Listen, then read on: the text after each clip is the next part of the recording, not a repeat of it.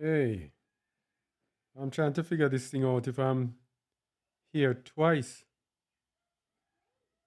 I wonder if we started two live streams.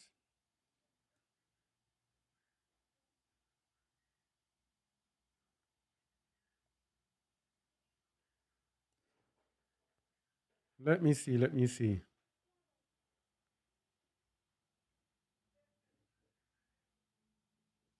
Let me see live. Two of them.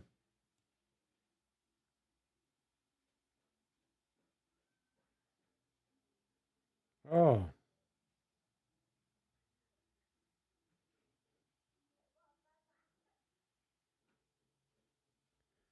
all right. Which one is live? This one. Probably end this one.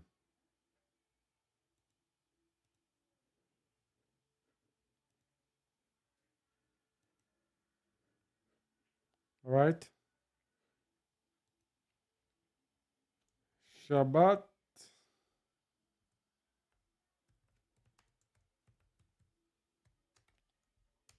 Shabbat Shalom. All right. So we're getting, just realized that we had two live streams. So we'll have to get rid of this, of one of them. All right.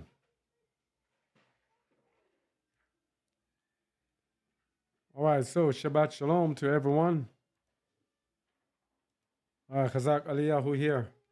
And we are here once again for another Shabbat teaching. And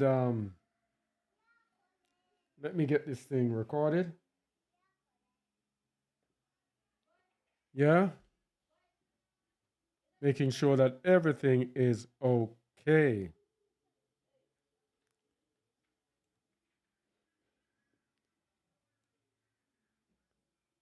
Yeah? Okay. Yeah, Shabbat Shalom to you all. As we look to begin our weekly Shabbat teaching here. Ah, whoa. All right, all right, all right. So we begin today. Um,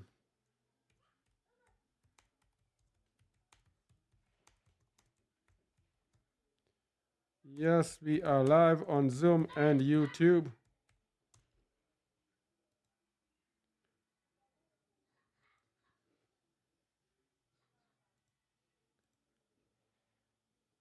All right, shalom, shalom, shalom.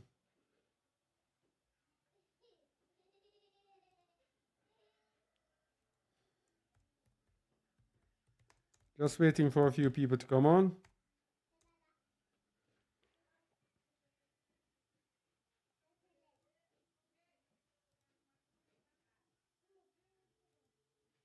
Yeah. Today we are going to be looking at the fourth kingdom. Yeah, the fourth kingdom of, Daniel spoke about the fourth kingdom as well as Esdras as well as Baruch. We're going to look at the fourth kingdom today. And we are also going to see what it means for us today at this particular time. And there's a kind of a sense of an urgency,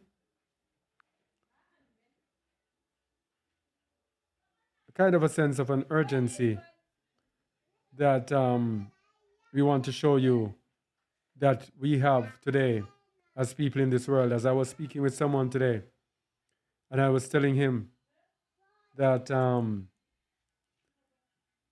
now is the time, and we have to actually know what the Most High has in store. We have to know what time it is. Yeah, we have to know what time it is. Look at my shirt. We have to know what time it is so that we know exactly what we need to do at this time. Okay? We cannot be in this world and be blinded, not knowing what is happening. So that is why it is important for us to understand this fourth kingdom, the fourth and final kingdom in this world. And we did this before. We looked at the fourth kingdom about a couple times before. But now we want to get more insights because it's so critical. We cannot say, okay, we know about the fourth kingdom, but there are more and more insights that we'll get time and as time goes by. And as more scriptures reveal themselves, more and more insights into the fourth kingdom. And this fourth kingdom is most um, popular through the book of Daniel. The book of Daniel. So let's begin by going to Daniel 7, verse 7. Daniel 7, verse 7. 7, 7. This number has been with me since morning. The third time I'm seeing 7, 7. Yeah. Now let's read. After this, I saw in the night visions, and behold, a fourth beast. Fourth kingdom, or the fourth beast, dreadful and terrible and strong exceedingly, and it had great iron teeth. It devoured and brake in pieces, and stamped the residue with the feet of it, and it was diverse from all the beasts that were before it, and it had 10 horns. I considered the horns, and behold, there came up among them another little horn, before whom were 3 of the first horns plucked up by the roots. And behold, in this horn were eyes like the eyes of man, and a mouth speaking great things. All right, so let me just get a little thing here. I want to let me get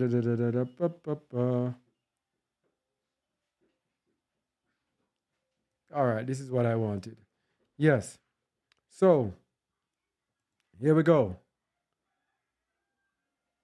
All right, so where are we now? We are at the horns that he saw.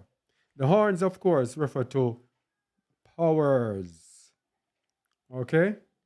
And there were 3 of the first horns plucked up by the roots, and behold, in this horn were eyes like the eyes of man, and a mouth speaking great things. This is the end time leader of the beast system that they call the anti-Messiah, erroneously called the Antichrist. Now, verse 9. I beheld till the thrones were cast down, and the Ancient of Days did sit, whose garment was white as snow, and the hair of his head like the pure wool, his throne like the fiery flame, and his wheels as burning fire. So the Most High's hair was like the pure wool, something that you cannot pass over. So you know that if the Father's Son is like the pure wool, then his children's hair will be like the pure wool. His son's hair will be like the pure wool. As it says in Revelation 1:14-15, in a different way, in not as many words. But anyway, verse 10, a fiery stream issued and came forth from before him. Thousands and thousands ministered unto him, and 10,000 times 10,000 stood before him. The judgment was set, and the books were opened. I beheld, because of the voice of the great words which the horn spake, I beheld even till the beast was slain, and his body destroyed and given to the burning flame. So this beast will be destroyed in the end. Okay? As concerning the rest of the beasts, there were 3 beasts before. They had their dominion taken away, yet their lives were prolonged for a season and time. I saw in the night visions, and behold, one like the Son of Man came with the clouds of heaven, and came to the Ancient of Days, and they brought him near before him. And there was given him dominion and splendor and a kingdom, that all people, nations, and languages should serve him. His dominion is an everlasting dominion which shall not pass away, and his kingdom shall not be destroyed. So they're going to have 4 kingdoms on this earth. In the fourth fourth and final kingdom, the Messiah will return and set up his everlasting kingdom.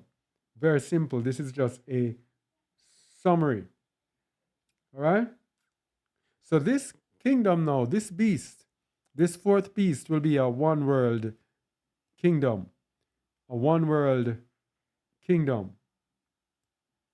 So we have done a lot of this before, but we are just laying the foundation because there's something interesting that's coming later on, all right? Just laying the foundation. So this fourth beast will be a one world kingdom.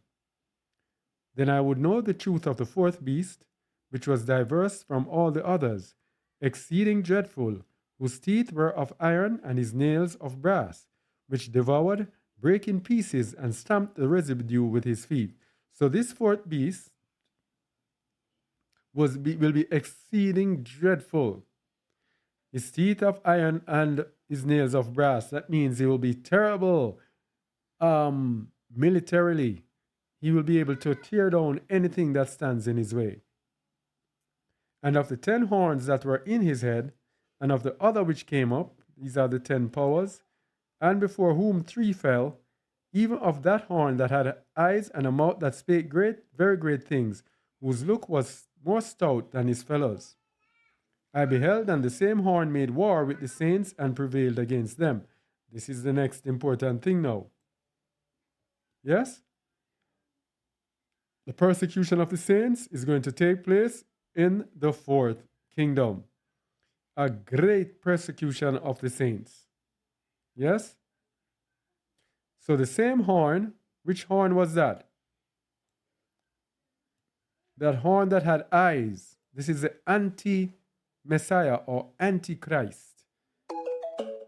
Will be making war with the saints. That's what it's saying. Until the Ancient of Days came, and judgment was given to the saints of the Most High, and the time came that the saints possessed the kingdom. So, persecution, and then we are given the kingdom. Thus he said, the fourth beast shall be the fourth kingdom upon earth. By the way, we are in the kingdom of the fourth beast now. They're only setting up their systems in place, but we are in what they call the New World Order, one world government. This is a beast that is more terrible than any other, that has devoured, the beast that has taken over the entire world.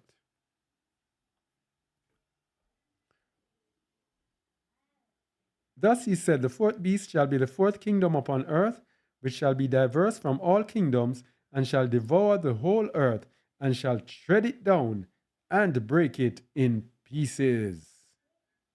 This is what has happened. They have trod down the whole earth, and they shall break it in pieces at the same time. And the 10 horns out of his kingdom are 10 kings that shall arise, and another shall arise after them, and he shall be diverse from the first, and he shall subdue 3 kings. And he shall speak great words against the Most High. This is the anti-Messiah. All right.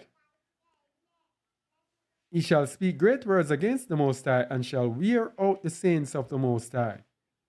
So the saints shall be worn out, meaning that the saints will be, their emunah, their faith will be torn down because of all that they go through with the beast. Because you see, when you are a believer, you have to be willing to look out for the worst. If persecution comes, if the worst comes, let me get this. If the worst comes, if persecution comes, and you are not prepared, if you are not ready for persecution, ready to take anything, to go through anything, if you are flustered, you go through something and you get flustered. Yeah? If you get flustered, what's going to happen? You're going to be worn out. So you have to be battle ready, not battle weary. So when this anti-Messiah comes, he's going to throw everything to the saints. Most of the saints will be worn out. As it said in, is it the ascension of Isaiah? It tells us. Can I get it? Let me see if I can get the ascension of Isaiah.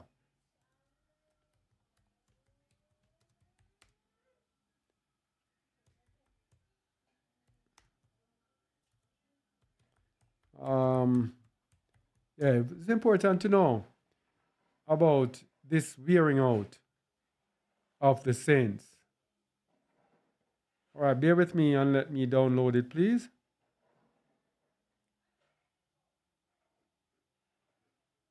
What is happening here? All right, it's downloading. All right. Ascension of Isaiah, it's in chapter 4.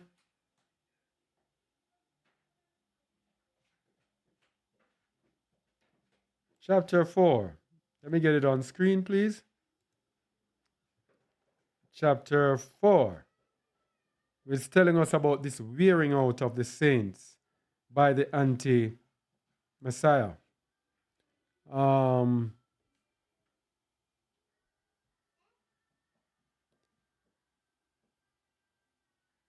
Verse 2 says, after it is consummated, Belial, the great ruler, the king of this world, will descend, who hath ruled it since it came into being. Yea, he will descend from his firmament in the likeness of a man, a lawless king, the slayer of his mother, who himself, even this king, will persecute the plant which the 12 apostles of the beloved have planted. Of the 12, one will be delivered into his hands. And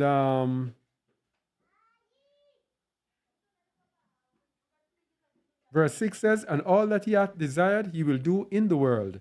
He will do and speak like the beloved, and he will say, I am Alua, and before me there has been none. And all the people in the world will believe in him.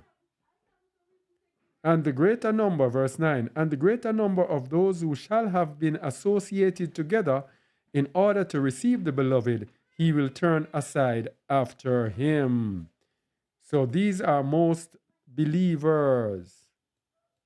The believers who are waiting on Hamashiach, the false Messiah, will turn them aside after him. So they will turn to him. Okay? All right.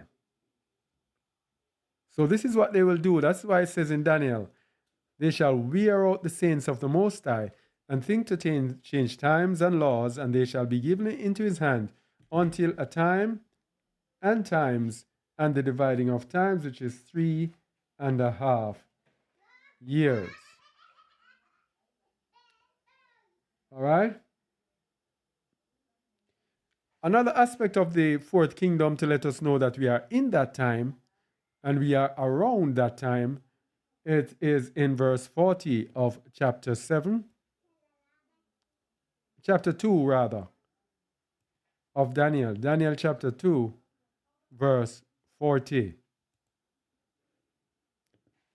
And the fourth kingdom shall be strong as iron. For as much as iron breaketh in pieces and subdueth all things, and as iron that breaketh all these, shall it break in pieces and bruise. And we know this fourth kingdom that is on this earth, that is ruling on this earth, this fourth kingdom, it is like iron, because right now, no one can break up that kingdom right now except Hamashiach when he returns. Why? Every single nation in this world is lined up in their new world order, Agenda 20, whatever they call it. All of them. So there is none that can go against them. Okay?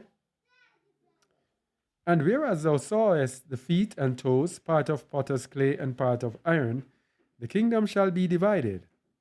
But there shall be in it of the strength of the iron, for as much as thou sawest the iron mixed with miry clay. And as the toes of the feet were part of iron and part of clay, so the kingdom shall be partly strong and partly broken. So you're going to have the strong nations and you're going to have the weak nations. You're going to have the nations who are deceived, and you're going to have the nations who they know what they're doing and they have the power. And whereas thou sawest the iron mixed with miry clay, they shall mingle themselves with the seed of men, but they shall not cleave one to another, even as iron is not mixed with clay. This seed of men mingle themselves with the seed. This has to do with the DNA, mingling with the DNA. And we spoke, and we cannot speak too much too explicitly about this, what they did with that thing that they inject into the body. We spoke about that and how it deals with the DNA. This is the fourth kingdom that we are in, people. Believe it or not, like it or not. But at the end, as we said at the beginning, the saints will prevail. Let's go back to verse 26.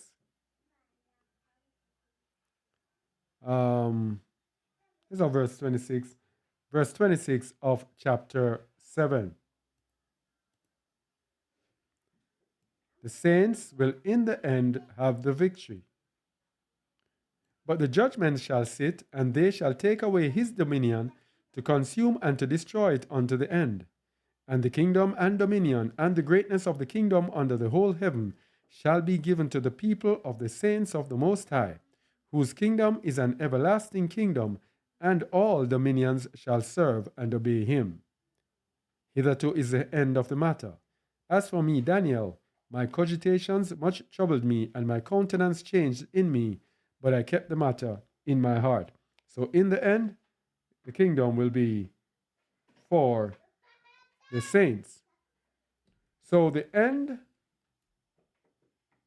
will be the time of false messiahs. What we're going to do now, we're going to go into Matthew 23 and follow Matthew 23 and show some matching precepts to it to see, get more insights into it. Matthew 24, starting at verse 3.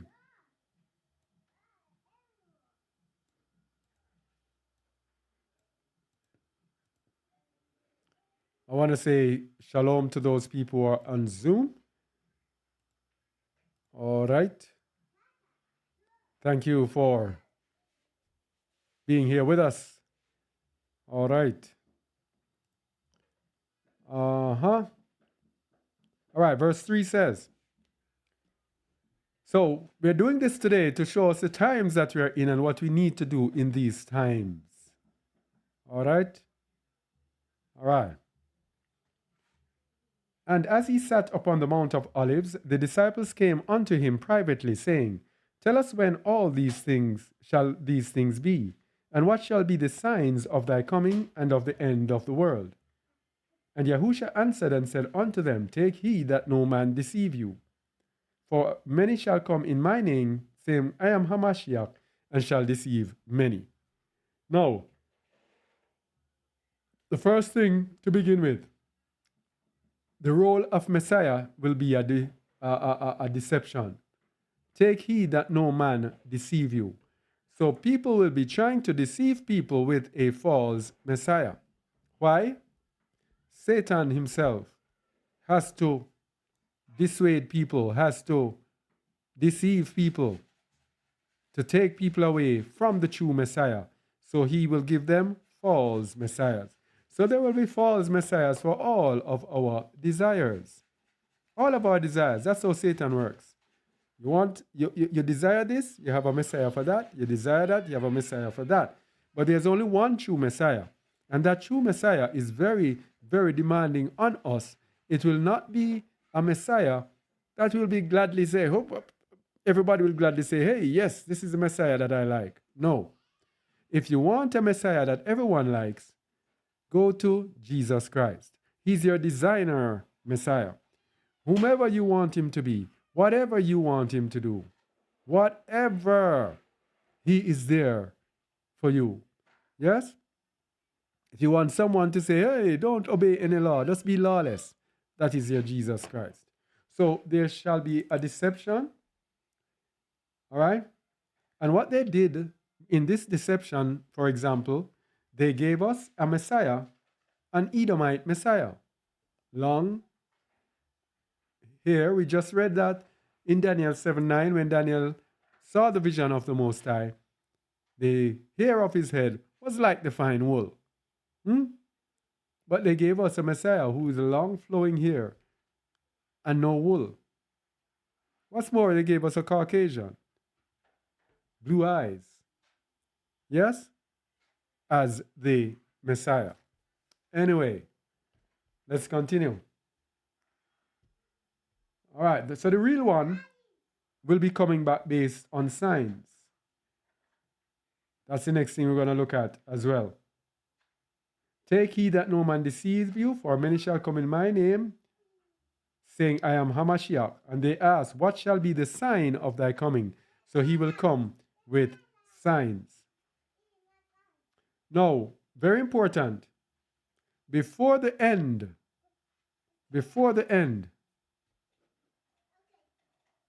I am not able to get the link to work to this Zoom. Let me see if I can get the link from Zoom and see if I can get it to work. Copy invite link. And let me put it in the chat.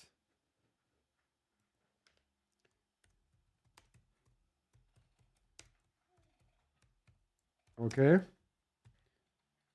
Only hope that works. Okay. So, very important. An awakening must take place. An awakening must take place before the time of the end. Romans 11:25 to 26. We know the children of Israel are in captivity, have not yet been gathered together, are being gathered together. So this will have to happen. The mystery of Yasharal's salvation. Romans 11:25. For I would not, brethren, that ye should be ignorant of this mystery, lest ye should be wise in your own conceits, that blindness in part is happened to Yasharal, until the fullness of the Gentiles be come in. So Yasharal will be blinded until the time of the Gentiles has come in. So when the time of the Gentiles is over or coming to an end, then the children of Yasharal will be awakened. And so all Yasharal shall be saved, as it is written, there shall come out of Zion the deliverer, and shall turn away unrighteousness from Jacob. So,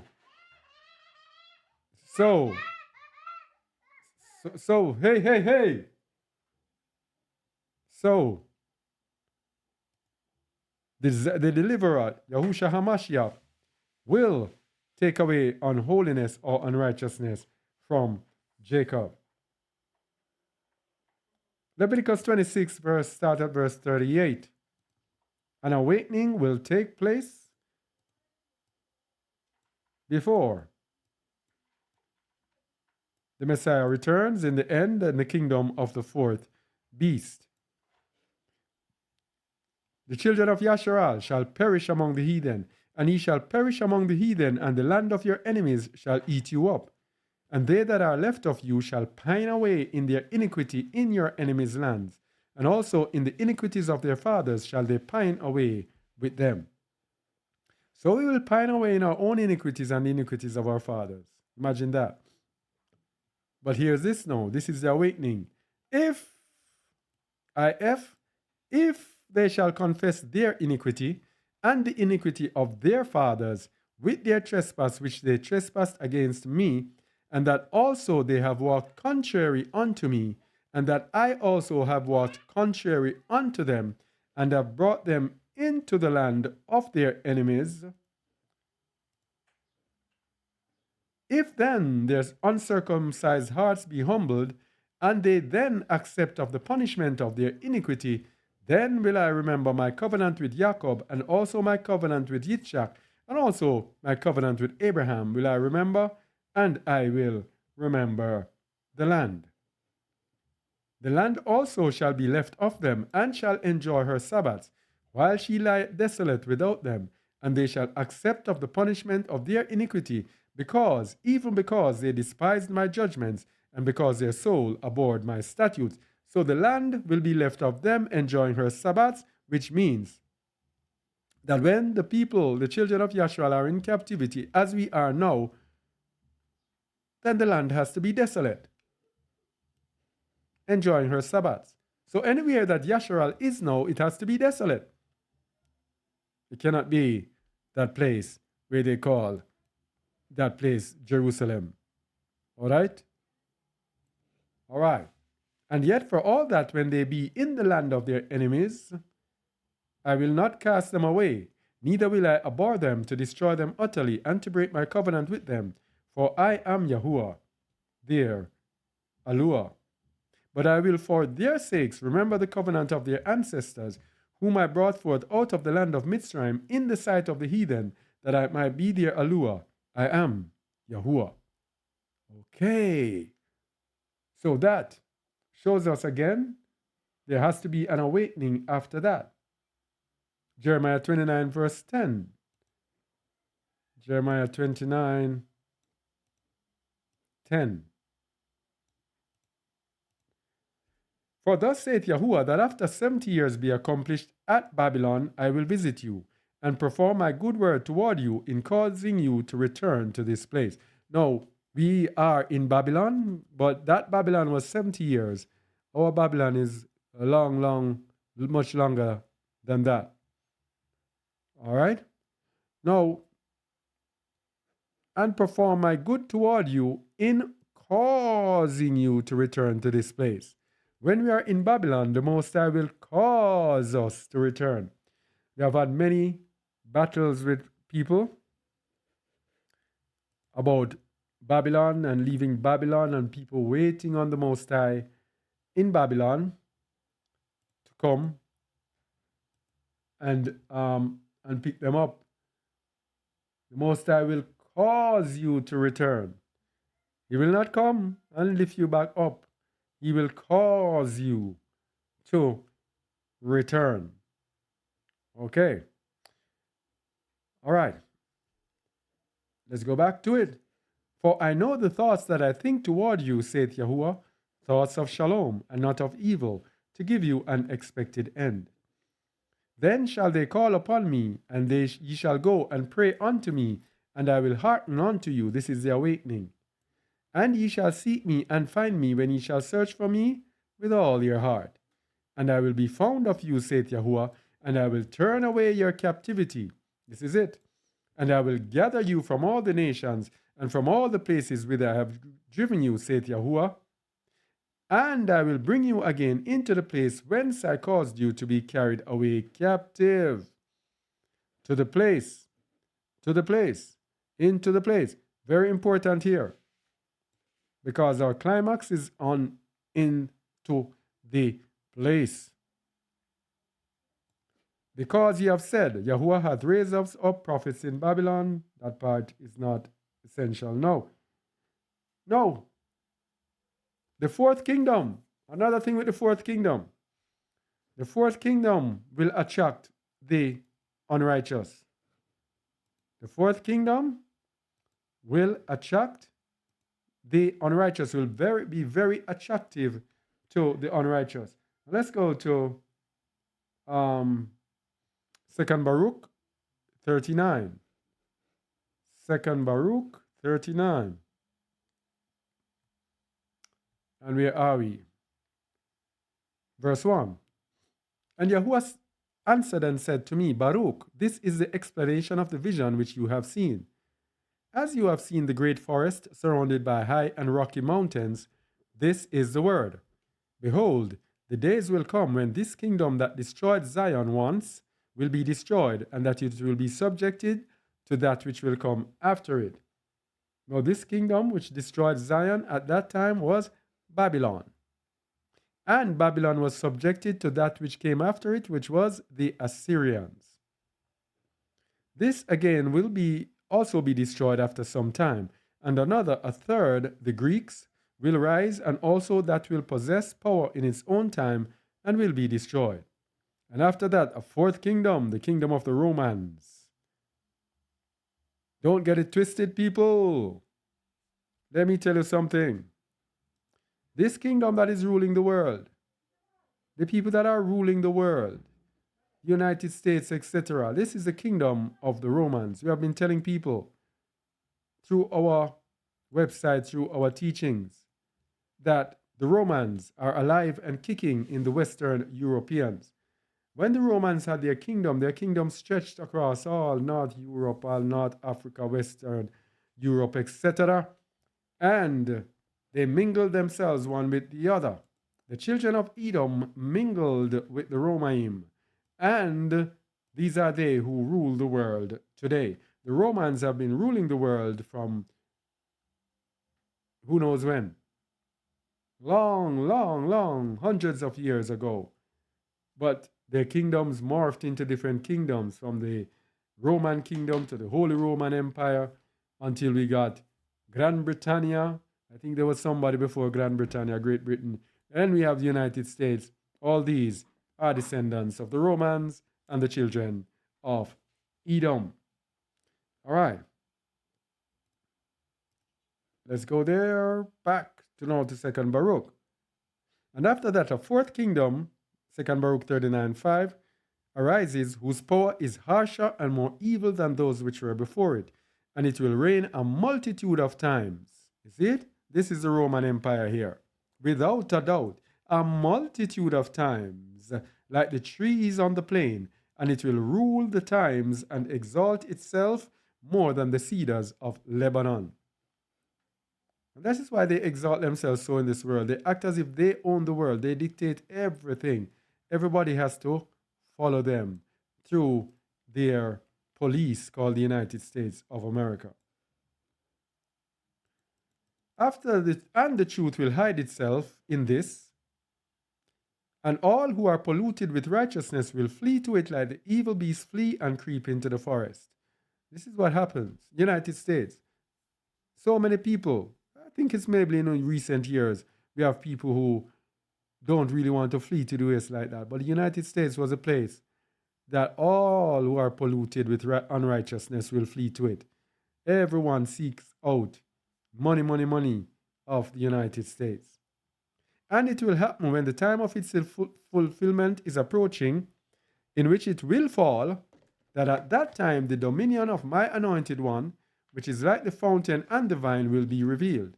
And when it has revealed itself, it will uproot the multitude of its hosts. So, at the time when it is approaching, in which it will fall. Now it is approaching the time, because many people are now realizing that the United States so matches the Babylon found in places like Jeremiah 50, Jeremiah 51, Revelation 17 and to 18. Yeah, it's the United States of America.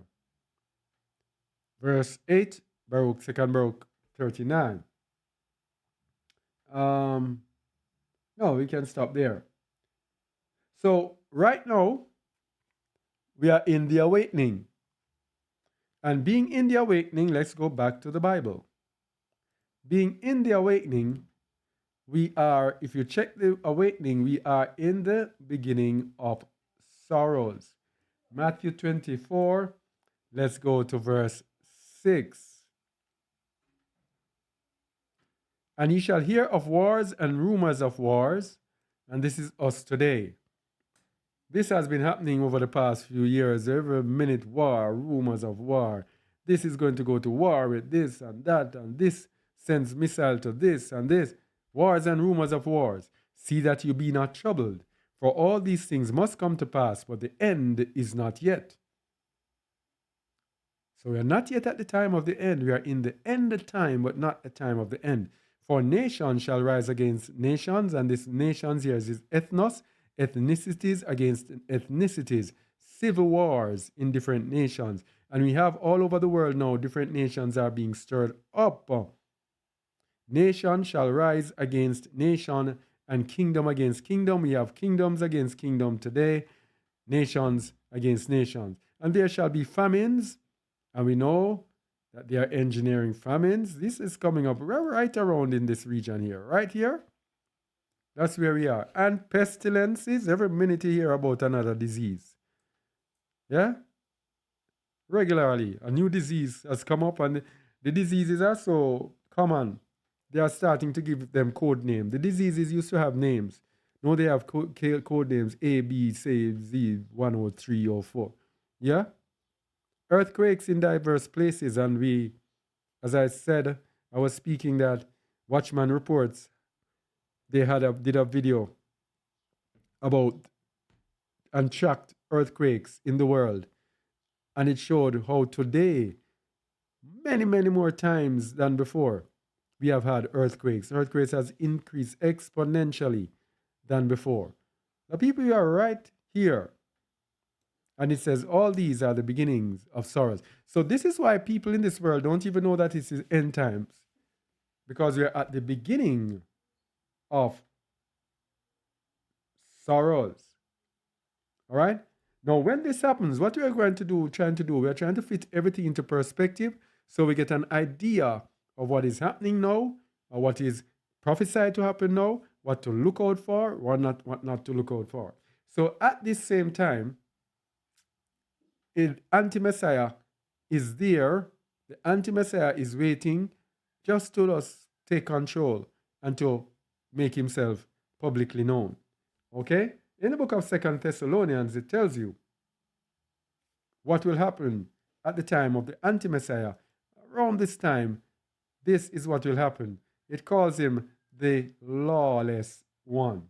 2 Thessalonians 2 verse 3. And it says, let no man deceive you by any means, for that day shall not come except there come a falling away first, and that man of sin be revealed, the son of perdition. Though who opposeth and exalteth himself above all that is called Alua, or that is worshipped, so that he as Alua sitteth in the temple of Alua, showing himself that he is Alua. Now, in 1 Corinthians 6, verse 9 to 10, he that as Alua sitteth in the temple of Alua. Now, people, listen. Remember, we were speaking and we said that in Daniel 2, we say that he will mingle himself with the seed of men. He will mingle himself with the seed of men. You see this part that says, he as Alua sitteth in the temple of Alua? Many people in this world are waiting to see a third temple go up and to see this man sit in that third temple. Prophecies do not come so straight. Prophecies do not come so simple and straightforward. You see, any prophecy that you see people in the world so easily grab, it's like the prophecy out there, oh, he's sitting in a temple. Okay, he's going to be in a temple. You know something is wrong because the word is spiritual. And the Most High hides his words and gives it only to those who are to be given the understanding. All right? They mingle themselves with the seed of men. Now, this is the DNA that is speaking about, that he as Alua sitteth in the temple of Alua. Because 1 Corinthians 6 verse 9 to 10 tells you, know ye not? No, this is not the one that I want. 1 Corinthians 6, 19. I haven't done it so often. 16 to 17. No. 19 to 20, yes. What? Know ye not that your body is the temple of Ruach HaKadosh which is in you? So it says in 2 Thessalonians that he as Alua sitteth in the temple of Alua. What is the temple? Your body. And you're not your own. When we are bought with a Mashiach, we are bought at a price. Our bodies are bought at a price. 1 Corinthians 3, 16 to 17 as well tells us the same. Know ye not that ye are the temple of Alua, and that the Ruach of Alua dwelleth in you? If any man defile the temple of Alua, him shall Alua destroy, for the temple of Alua is Kodesh, which temple you are. So they know that the temple is Kodesh. So if he defiles it through the seed, the DNA, if you defile it, then he knows that he got you. Because you know Satan is just out there to just get you, to make sure you cannot inherit the kingdom. So when we go back now to 2 Thessalonians 2, let's go to verse 4 again. Who opposeth and exalteth himself above all that is called Alua, or that is worshipped, so that he as Alua sitteth in the temple of Alua, showing himself that he is Alua. Remember ye not, when I was yet with you, I told you these things? And now ye know what withholdeth, that he might be revealed in his time. So he has a certain time that he has to come, and that time is coming up soon. For the mystery of iniquity doth already work, only he now letteth, will let, until he be taken out of the way. All right, so you in our those in the Zoom chat, if you want to ask any questions or whatever, you may do so. All right. All right. So, and then shall that wicked be revealed, 2 Thessalonians 2, verse 8, whom the master shall consume with the ruach of his mouth, and shall destroy with the brightness of his coming. Even him, whose coming is after the working of Satan, with all power and signs and lying wonders, as it says in the book of the Ascension of Isaiah, that he will come with all sorts of signs and powers. Want us to get that? Yes, let's go and get that and match it up immediately. Yeah. Bam, bam, bam. This ruler in the form of that king will come, and there will come with him all the powers of this world, and they will hearken unto him in all that he desires. And at his word the sun will rise at night, and he will make the moon to appear at the 6th hour. And all that he hath desired he will do in the world. He will do and speak like the beloved, and he will say, I am Alua, and before me there has been none. And all the people in the world will believe him. You see that? This is the same thing. Let's go back now to the Bible. 2 Thessalonians 2, verse 9.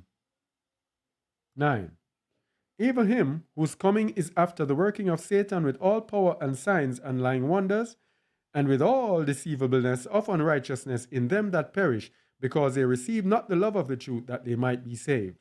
And for this cause Alua shall send them strong delusion, that they should believe a lie, that they all might be damned who believe not the truth, but had pleasure in unrighteousness. So this, remember that there is a ruach of anti-Messiah, and John himself had said that there are many anti-Mashiach, many antichrists. Okay? So this Antichrist system is also the religion of Christianity, again, the religion of the Antichrist, an Antichrist religion, anti-Messiah religion. All right? So if they don't love the truth, they will be destroyed. And the Most High will send them a strong deception, that they should believe the lie, because they do not love the truth, but have pleasure in unrighteousness. But we are bound to give thanks always to Alua for you, brethren, beloved of the Master, because Alua hath from the beginning chosen you to salvation through sanctification of the Ruach and belief of the truth. That is where our salvation lies. Through cleansing away from sin, purification from sin, and the belief of the truth. All right? And that belief of the truth, of course, is thy righteousness is an everlasting righteousness, and thy law is the truth. Psalm 119, 142, and John 14, 6. I am the way, the truth, and the life. No man cometh to the Father but by me. It's in following Yahusha and obeying the Torah of the Father.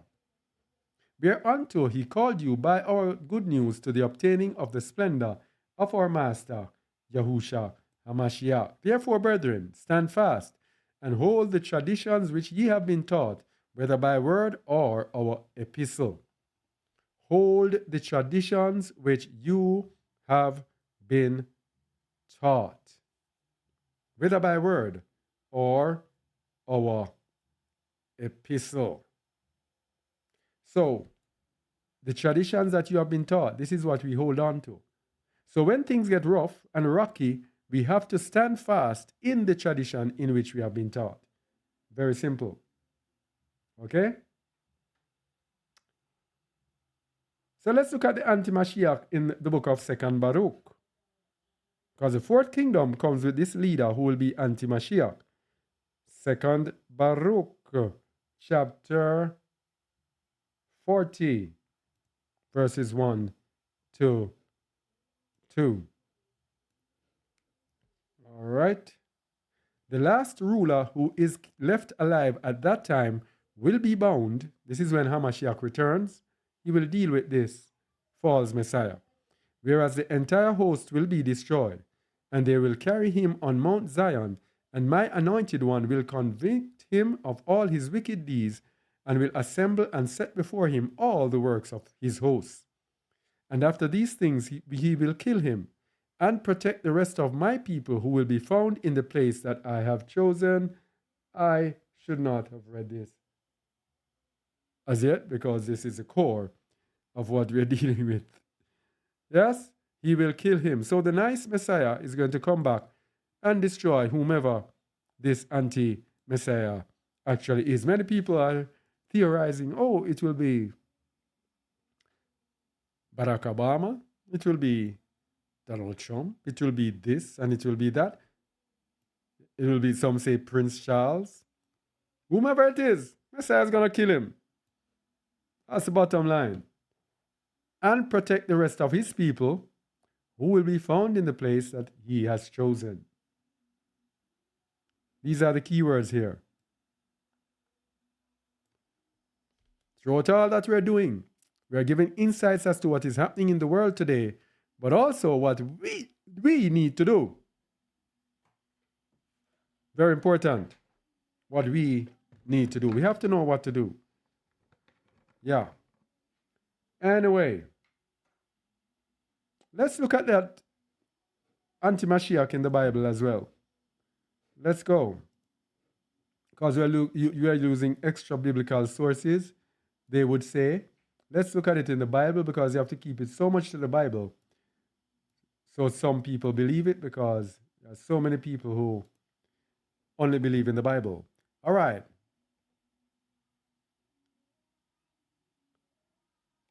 Isaiah 14, verse 12. How art thou fallen from Shamayim, O Lucifer, son of the morning? How art thou cut down to the ground, which thou didst beat the nations?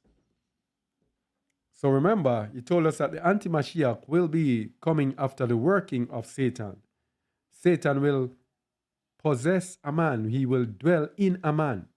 Just as how the Most High dwelled in Hamashiach, Satan is going to do the same thing with this anti-Messiah. For thou hast said in thine heart, I will ascend into Shamayim. I will exalt my throne above the stars of Alua. I will sit also upon the mount of the congregation in the sides of the north. I will ascend above the heights of the clouds. I will be like the Most High. So this is sitting upon the mount of the congregation. This is sitting in our bodies through our DNA. This is how Satan plans to execute this, or these prophecies. He plans to inhabit the bodies of the believers. Okay? Yet thou shalt be brought down to hell, to Sheol, to the sides of the pit. All right. They that see thee shall narrowly look upon thee, and consider thee, saying, Is this the man that made the earth to tremble, that did shake kingdoms, that made the world as a wilderness, and destroyed the cities thereof, that opened not the house of his prisoners? So this anti-Mashiach is in for a very warm time when he returns. Now, after this anti-Mashiach, guess what comes next? Let's go to Matthew 24. We're going in the Matthew 24 schedule. Matthew 24, what comes next? Persecution. Matthew 24, verse 9. After the beginning of sorrows, what's coming next? Persecution. Are you ready for it, people? Are you ready for it?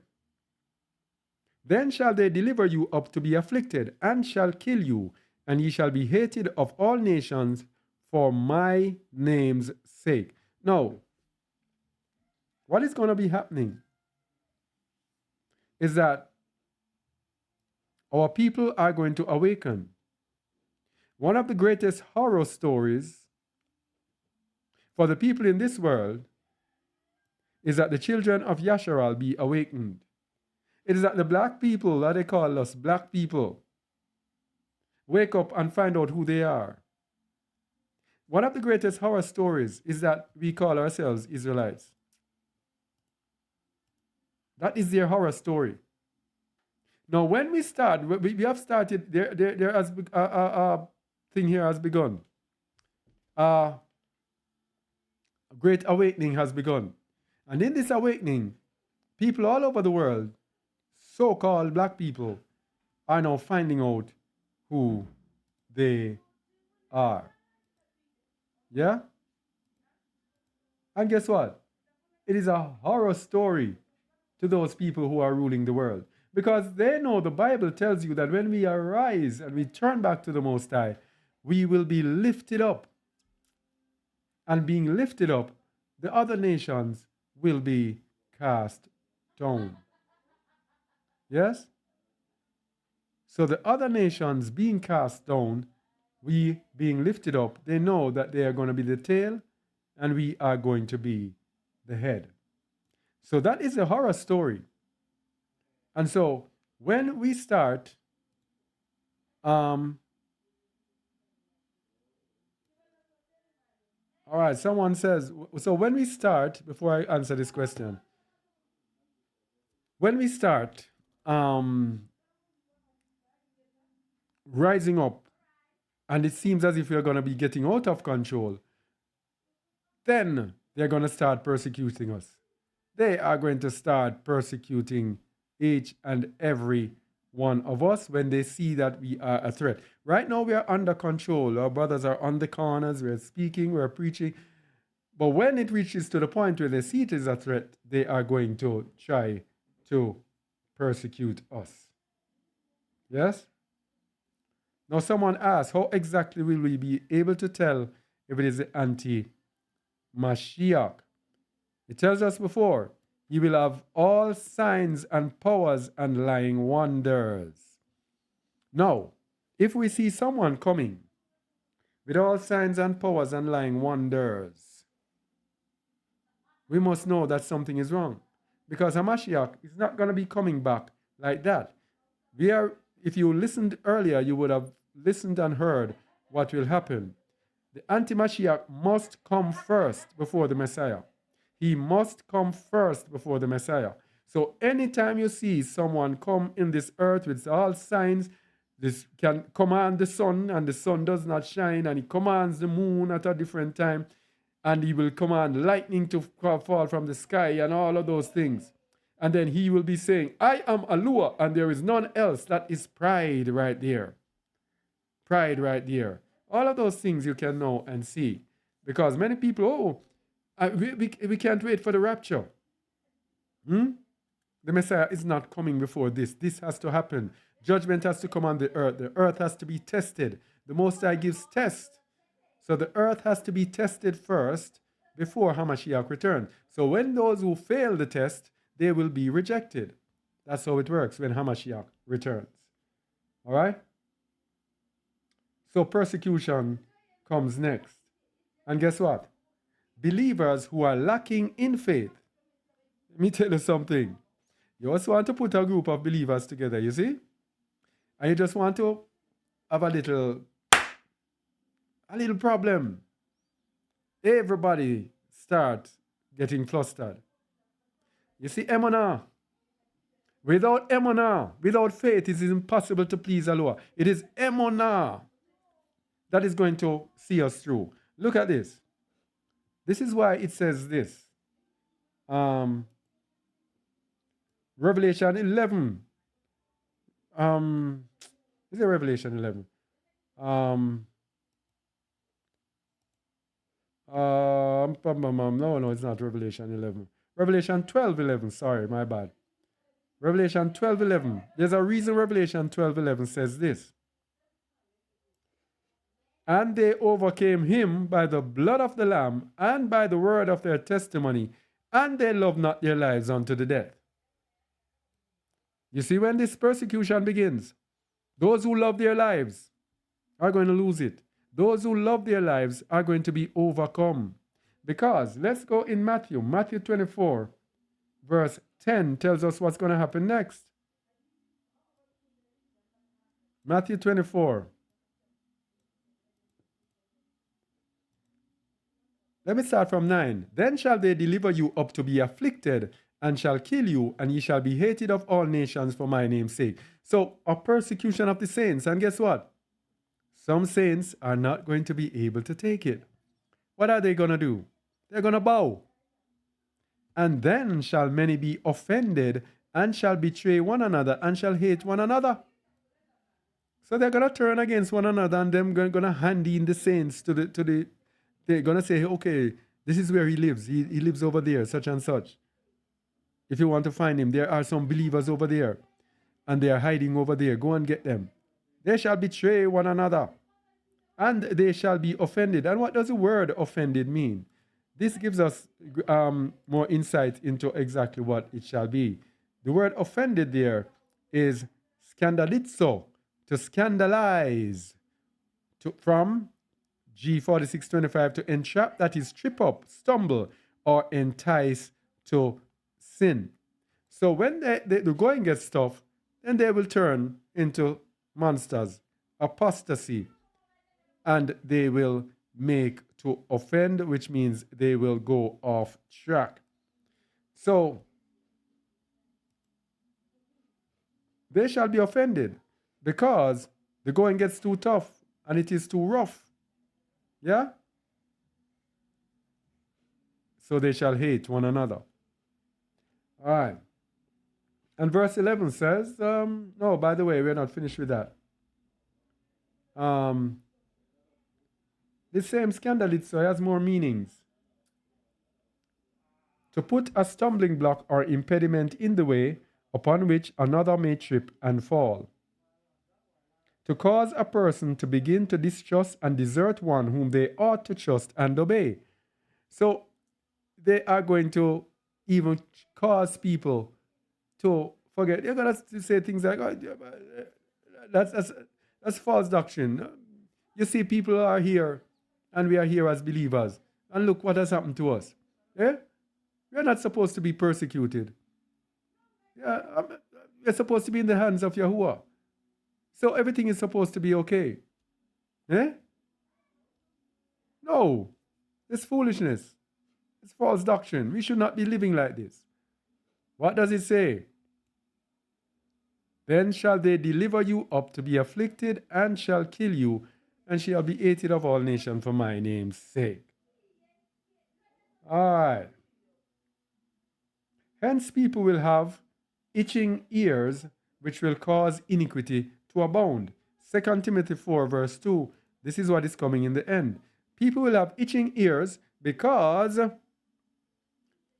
when they are brought to the point of being afflicted, they're seeing believers being killed, they're seeing that people are hating them, they are going to want to do what?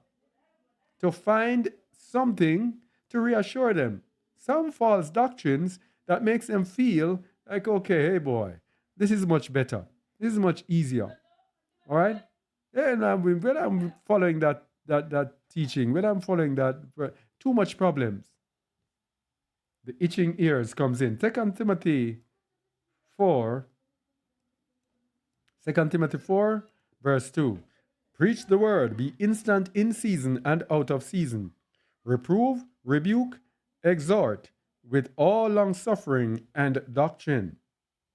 For the time will come when they will not endure sound doctrine, but after their own lusts shall they heap to themselves teachers having itching ears. Itching ears. They are going to want to find the teachers that tell them what they want to hear and keep them out of trouble.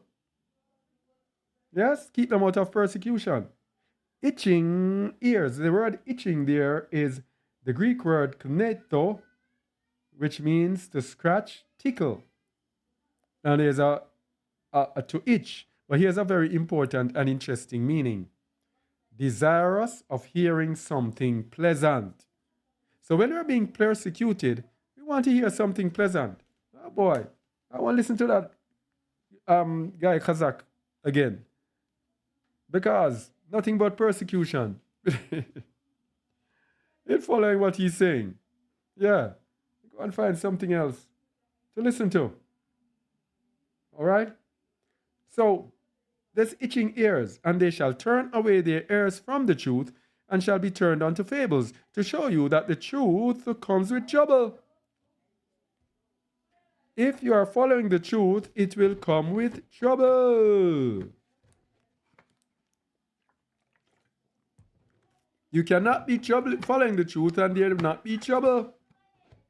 But watch thou in all things, endure afflictions, do the work of an evangelist, make full proof of thy ministry. You see this?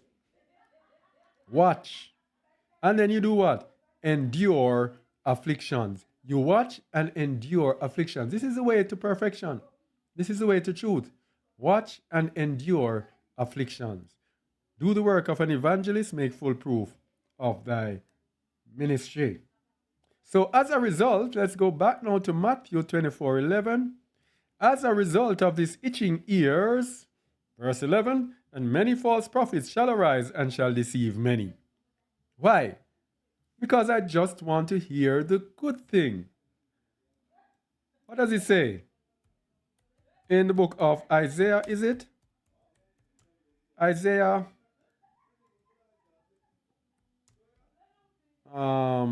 No. Isaiah chapter 30. Verse 8, now go write it before them in a table and note it in a book, that it may be for the time to come, forever and ever. That this is a rebellious people, lying children, that will not hear the law of Yahuwah, which say to the seers, see not, and to the prophets, prophesy not unto us right things, speak unto us smooth things, prophesy deceits. Get thou out of the way, turn aside out of the path, cause the Kadosh one of Yasharal to cease from before us. So they're actually begging for deceits to be prophesied unto them. So that's why we get Matthew 24 and 11. And many false prophets shall arise and shall deceive many. All right. And then as a result again, iniquity will abound. And because iniquity shall abound, the love of many shall wax cold. Iniquity shall abound. 2 Timothy chapter 3, verse 1. This know also that in the last days perilous times shall come. For men shall be lovers of their own selves. Iniquity shall abound. Covetous, boasters, proud, blasphemers, disobedient to parents, unthankful, unholy, every single sin you can think about, without natural affection, truce breakers, false accusers, incontinent, fierce, despisers of those that are good, traitors, heady, high-minded, lovers of pleasures more than lovers of allure, having a form of holiness, but denying the power thereof, from such turn away. This is what is happening in the end, Matthew 24. And if you look and want to prove that you're in the end, just look at each and every one of these and you see that we are in the end times. Iniquity shall abound. But throughout this all, we are called to do what? To endure to the end. Matthew 24, verses 13 and 14. But he that shall endure unto the end, the same shall be saved. And this good news of the kingdom shall be preached in all the world for a witness unto all nations, and then shall the end come. So we must endure unto the end to be saved. Christians will tell you, all you have to do is to confess Jesus in your heart and believe, and you are saved. No, that's just the beginning. You have to endure. And it says, this good news of the kingdom shall be preached in all the world for a witness unto all nations. Which good news is it telling you about? Is it the good news of JC? No. It's the good news of JC and true belief, which is in having the faith of Yahusha and following and obeying the commands of Yahuwah. And it is also in who we are as a nation, the awakening of the whole house of Yasharal, the dry bones have awakened. This is the good news. Because the Christian good news has been preached all over the world. But this good news of who we are as a people, the good news, the true good news, the true gospel, is being preached today. All right? So we have to endure to the end. How do we endure? We have to endure through holiness and obedience. 1 Peter 1, verse 13. We have to endure through holiness.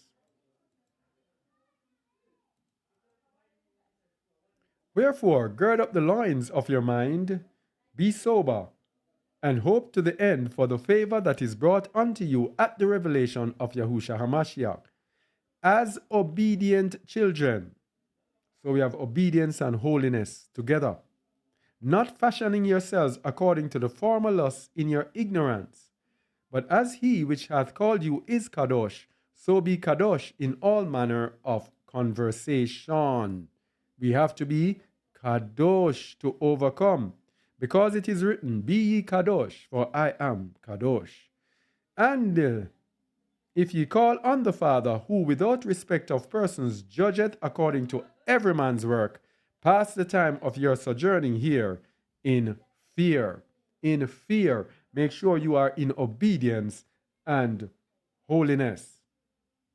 So we have to be in obedience, as it says, starting at Matthew 24, verse 15. Matthew 24, verse 15.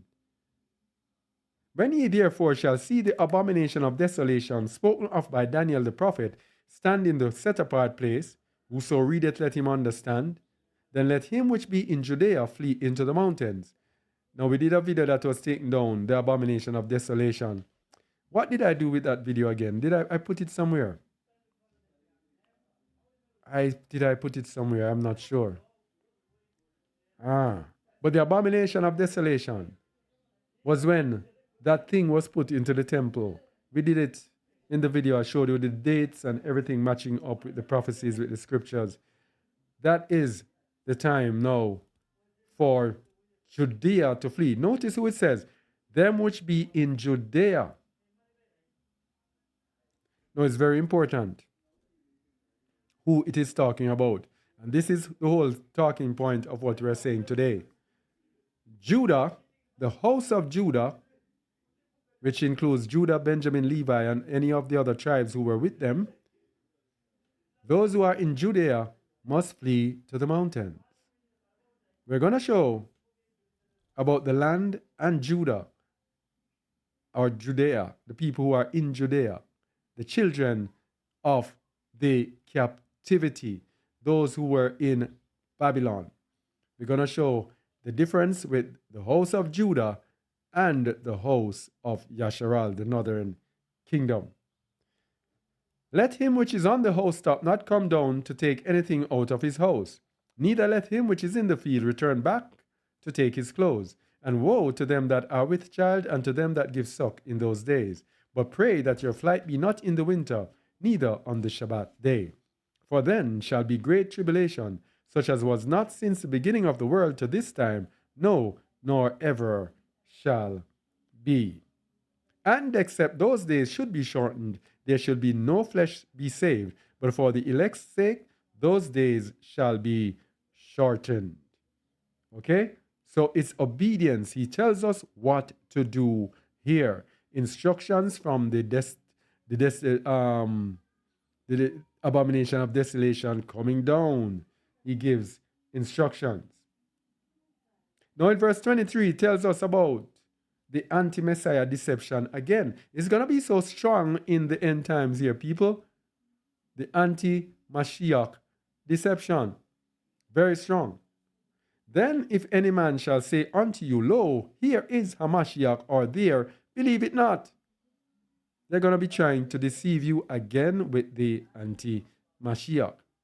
For there shall arise false Hamashiach and false prophets, and shall show great signs and wonders, insomuch that if it were possible, they shall deceive the very elect. Now we cannot and will not be fooled. When this man comes about and starts doing all these signs and wonders, we should be yawning and say, with our hands at our mouths, oh boy, I'll get over it. We know who you are. We should not be like the others who will be deceived. So these great signs and wonders are for people who follow after signs and wonders. The religion of Christianity. I was speaking to a man the other day, and the first thing the man asked me, oh boy, I was not on the Bible, sorry. The first thing the man asked me, someone in the chat could have told me that. Yeah. Someone asked me, I was telling them that, what do you do? I tell him that I teach, and etc. The man said to me, so do you do fortune telling? The man says, and then I said, no. I said, that is not of the Most High. Then the man says, you do prayer. You pray for people, right? I said, yes. He says, oh, because my car has been giving me trouble. I tell her, I don't pray for these material things. I pray for your soul. I am about your soul. Because praying for that material thing is praying for what? For the flesh. It has nothing to do with the spirit. Because that car that he was talking about was a Mercedes-Benz. So I'm supposed to see a man with a Mercedes-Benz and pray for him that that Benz be okay. Eh? Yeah. Anyway, let's get back to the Bible. Are you there on the chat? I haven't seen the chat active in a while. Let me see if there's anything here. All right, Zoom is also there. Okay. So, back to the Bible. Behold, I have told you before. So you cannot deceive the very elect, because the very elect will know and understand, will have the wisdom, knowledge, and understanding of all of this. You see? Wherefore, if they shall say unto you, behold, he is in the desert, go not forth. Behold, he is in the secret chambers, believe it not. For as the lightning cometh out of the east and shineth even unto the west, so shall also the coming of the Son of Man be. So that person in the Zoom who asks, how shall you know it's anti-Mashiach? Then you know that it is going to be plain to the whole world. You don't have to be saying, oh, I wonder if it is it. Oh, it might be him. Oh, that is him. No, it shall be plain to see. The coming of the Son of Man. Let's go. No. We have to do this. He says, for wheresoever the carcass is, there will the eagles be gathered together. Now, let me tell you something about this verse. This verse is a very powerful verse. This verse, to me, proves the validity of the Apocrypha, because this is coming out of the book of 2nd Esdras. In the book of 2nd Esdras, when Esdras was speaking about the end times, he spoke about the eagles. Hamashiach quoted from the Apocrypha. 2nd Esdras 11, verse 1. 2nd Esdras 11, verse 1. Then saw I a dream, and behold, there came up from the sea an eagle, which had 12 feathered wings and 3 heads. And I saw, and behold, she spread her wings over all the earth, and all the winds of the earth blew on her, and were gathered together. And I beheld, and out of her feathers there grew other contrary feathers, and they became little feathers and small. But her heads were at rest, heads of the eagle. The head in the midst was greater than the other, yet rested it with the residue. Moreover, I beheld, and lo, the eagle flew with her feathers, and reigned upon earth, and over them that dwelt therein. And I saw that all things under heaven were subject unto her, and no man spake against her, no, not one creature upon earth. So this eagle is ruling the earth. So when he says, wherever, where so the carcass is, there will the eagles be gathered. What do you think it is saying? The carcass is the dead. So the children of Yasharal who are in captivity, who are under the punishment, under the curses of the law, their captors make sure that they present themselves wherever they are. Why? Because wherever the children of Israel are, those who reign over them are given the blessings. And we know that from the book of Lamentations, chapter 1, verse 5. Her adversaries are the chief, her enemies prosper.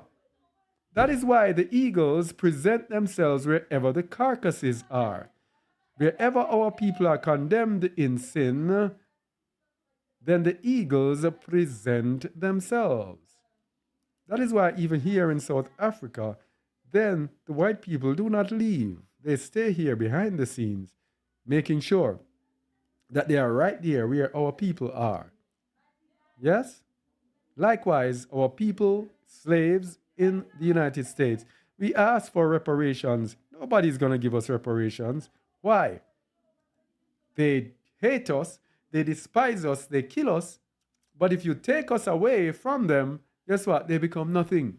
Because their barakah, their blessings will be taken away from them. So wherever our carcasses are, that is where the eagles will be. So let's go back to the eagles. Let's go to the interpretation of Esdras' vision. All right, second Esdras 11. Where am I? Verse 10. Second Esdras 12, verse 10. And he said unto me, this is the interpretation of the vision. This is the vision about the eagles, right? The eagle, whom thou sawest come up from the sea, is the kingdom which was seen in the vision by thy brother Daniel. But it was not expounded unto him. Therefore now I declare it unto thee. Behold, the days will come that there shall rise up a kingdom upon earth, and it shall be feared above all the kingdoms that were before it. In the same shall 12 kings reign. No, let's go to verse 19 now and 20. And whereas thou sawest the 8 small under feathers sticking to her wings, this is the interpretation, that in him there shall arise 8 kings, whose times shall be small, but their years swift. There again, we have something tying up with the Bible, because 8 kings is spoken about in the book of Revelation chapter 17. Revelation chapter 17, verse 10. And there are 7 kings, 5 are fallen, and 1 is, and the other is not yet come. And when he cometh, he must continue a short space. That's the 8th one, shall continue a short space. So everything matching up. All right? So it says, there shall be signs in the heaven. Signs in the heaven when Hamashiach is to come. Genesis 1, verse 14. We're going to show you that the signs in the heavens is actually in the stars, in the constellations, etc. Genesis 1, verse 14. And Alua said, let there be lights in the firmament of the heaven to divide the day from the night, and let them be for signs, and for seasons, and for days, and years. So these lights, when it says the sign of the coming of the Son of Man, it will be the constellations playing out and giving us proof of a Mashiach's return. And we have proof of that in Revelation 12, verse 1. What we are showing people is that we are right in that time. That's just what we are showing. And there appeared a great wonder in Shamayim, a woman clothed with the sun and the moon under her feet, and upon her head a crown of 12 stars. This took place September 17th, 2017. September 23rd, I think, 2017, in the constellations in the sky. And she, being with child, travailing in birth and pain to be delivered, with child, that is Hamashiach, that was the virgin that was ready to give birth. And then this one now, and there appeared another wonder in Shamayim, and behold, a great red dragon, having 7 heads and 10 horns and 7 crowns upon his head. This took place also. I don't remember. I saw a person who showed the proof of this, that this took place. Which year again? So this has already taken place as well, in the sky, in the sky, in the stars. All right. And his tail drew the third part of the stars of Shamayim, and did cast them to the earth. And the dragon stood before the woman, which was ready to be delivered, for to devour her child as soon as it was born. So what do we have now? This child here and this woman is speaking about Yasharal. The awakened Yasharal now is going to be taken into the wilderness. And she brought forth a man-child who was to rule all nations with a rod of iron, and her child was caught up unto Alua and to his throne. So the child caught up, but Yasharal, the true believers, remain. And the woman fled into the wilderness, where she hath a place prepared of Elohim, that they should feed her there 1,260 days, 3 years and a half. Now here's the anti-Mashiach now. Satan cast down to earth, then he will manifest himself as the anti-Mashiach. And there was war in Shamayim. Michael and his angels fought against the dragon, and the dragon fought and his angels, and prevailed not, neither was their place found any more in Shamayim. And the great dragon was cast out, that old serpent called the devil and Satan, which deceiveth the whole world. He was cast out into the earth, and his angels were cast out with him. So this is when he will possess that man, be the anti-Mashiach. And I heard a loud voice saying in Shamayim, now is come salvation and strength and the kingdom of our Elohim and the power of his Hamashiach. For the accuser of our brethren is cast down, which accused them before our Oluwa day and night. And they overcame him by the blood of the Lamb and by the word of their testimony, and they loved not their lives unto the death. If we do not reach to this point, then we are sitting ducks at this time. Because if a little thing flusters us, what happens when everything, all the problems start to come? Because what is coming on this earth, Hamashiach said, that's never been seen before. So if we are not strong in Emunah, we are going to be flustered and we're going to be defeated. Therefore rejoice, ye heavens, and ye that dwell in them. Woe to the inhabitants of the earth and of the sea. Woe to the inhabitants of the earth and of the sea. Woe. It's not going to be easy, people. For the devil is come down unto you, having great wrath, because he knoweth that he hath but a short time. This time, time and a half, time, 3.5 years, the anti-Messiah is going to cause havoc in this world. And those believers who are not ready, have made up their mind for persecution, who have not denied themselves, who just a little thing gets them and they start getting miserable and flustered. You're not ready. A little thing starts and you start getting agitated, miserable, flustered, annoyed, grumbling. Eh?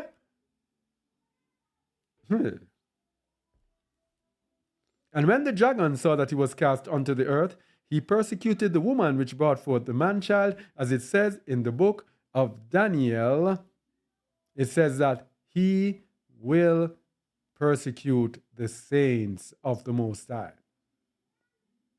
And to the woman were given 2 wings of a great eagle, that she might fly into the wilderness. Of course, some of the Israelites will be set apart into her place, where she is nourished for a time and times and a half time from the face of the serpent.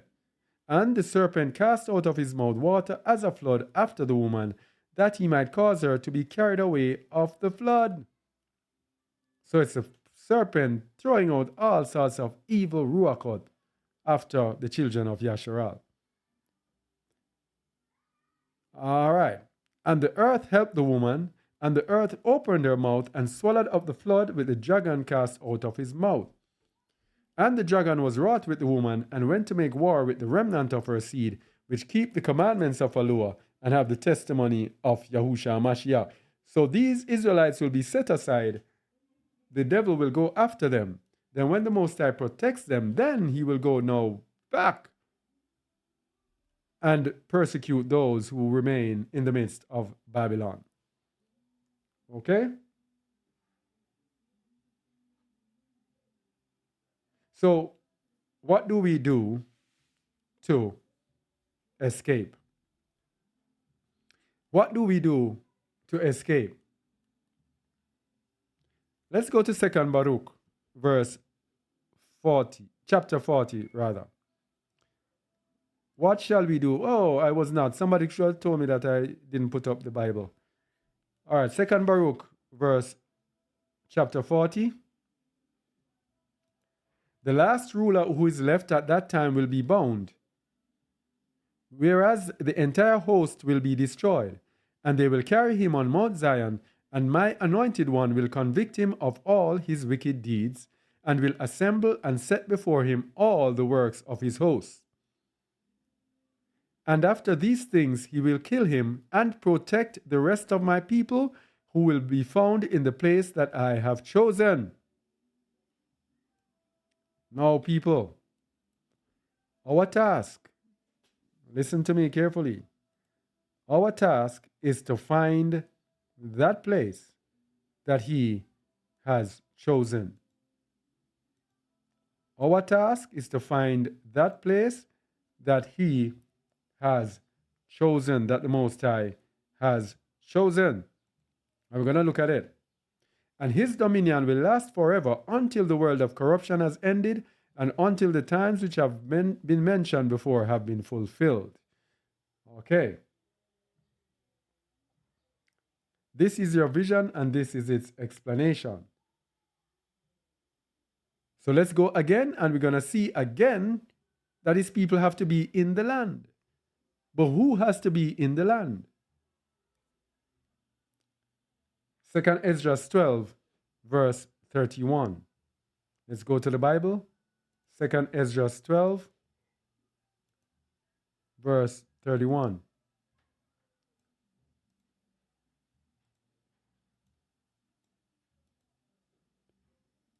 And the lion whom thou sawest rising up out of the wood, and roaring and speaking to the eagle, and rebuking her for her unrighteousness with all the words which thou hast heard, this is the anointed, which the highest hath kept for them and for their wickedness unto the end.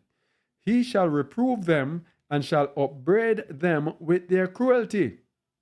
For he shall set them before him alive in judgment, and shall rebuke them and correct them. For the rest of my people shall he deliver with mercy, those that have been pressed upon my borders, and he shall make them joyful until the coming of the day of judgment, whereof I have spoken unto thee in the beginning, that have been pressed upon my borders. Again, it's speaking about being in the land. The rest of my people, it's the people in the land. My borders. Now, we're going to see something very interesting here. The northern kingdom and the southern kingdom. I was watching something. Let me get my ugly face here. Yeah, I was watching something the other day, and it has been coming to me so often, almost everything that I touch, to show that the United States of America, I don't know, the chat, one of the chats is, I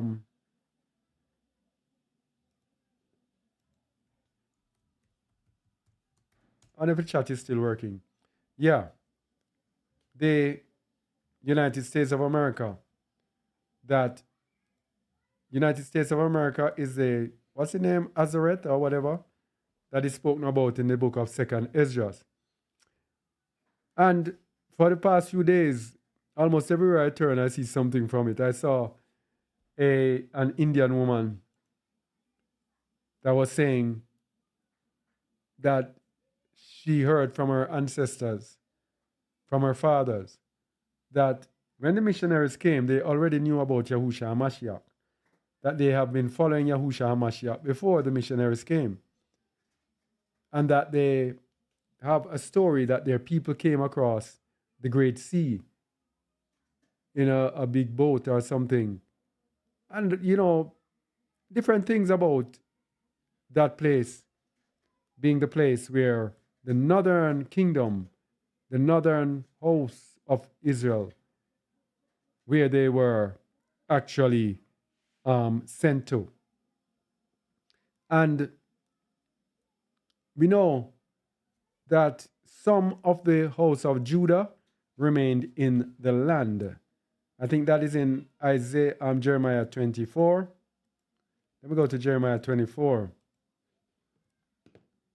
Some remained in the land, and some were sent into captivity to do good to the nations. Jeremiah 24. Yahuwah showed me, and behold, 2 baskets of figs were set before the temple of Yahuwah. After that, Nebuchadnezzar, king of Babylon, had carried away captive Jeconiah, the son of Jehoiakim, king of Yehuda, and the princes of Yehuda, with the carpenters and smiths from Jerusalem, and had brought them to Babylon. 1 basket had very good figs, even like the figs that are first ripe, and the other basket had very naughty figs, which could not be eaten, they were so bad. Our people were divided in 2. The good figs were sent away first, and then the bad figs remained. Many people do not know this. That is how our people from the house of Judah remained in this land. Let's go. Then said Yahuwah unto me, What seest thou, Jeremiah? And I said, Figs, the good figs, very good, and the evil, very evil, and it cannot be eaten, they are so evil. And there's one South African here who takes this as a joke, because when I marveled about the evil heart that I see here among so many of the people, he laughed and said, the bad figs. Because he knows within himself that this, you would have to experience it to believe it. Let me not say anything. I have never seen any people like this before.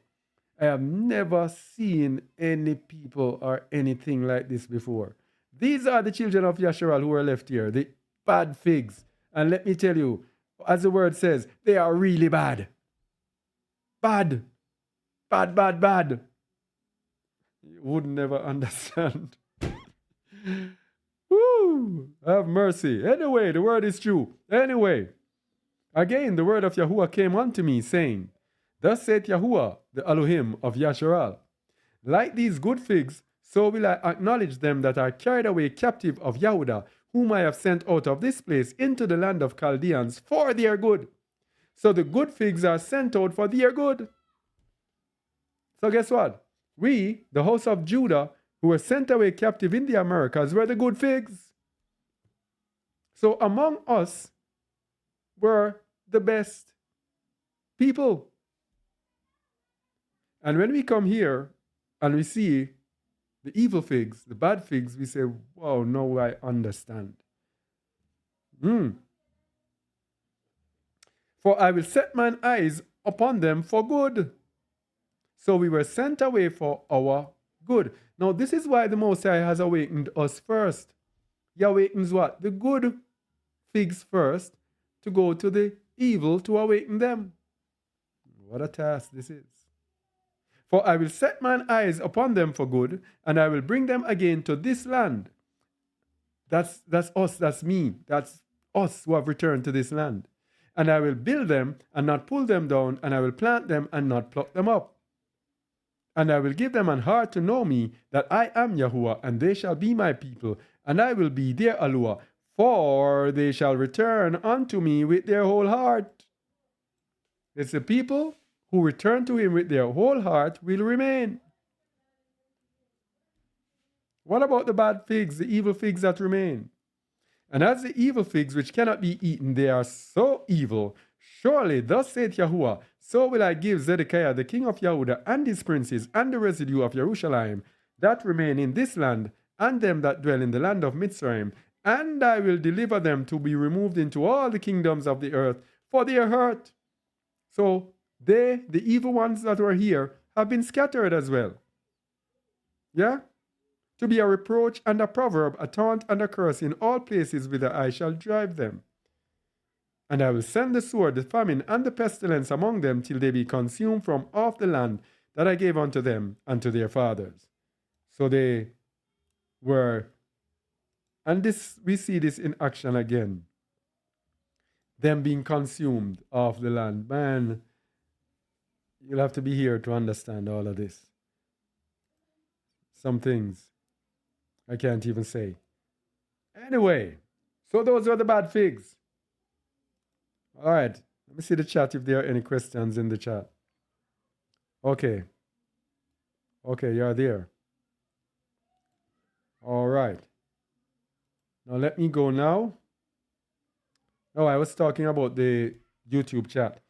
All right, so let me go now to show the difference, because the children of Judah, those who are in the land, the house of Judah will be taken back to the land. Notice we just said it. Let me go back over it.